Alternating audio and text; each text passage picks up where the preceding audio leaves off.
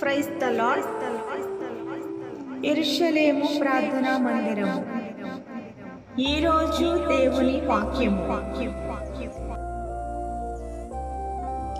యెషయా గ్రంథము 60వ అధ్యాయము 22వ వచనం.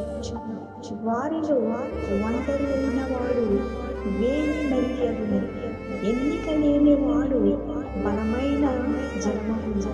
యెహోవానగు నేను తగిన కాలమున ఈ కార్యమున త్వరపెట్టుదును.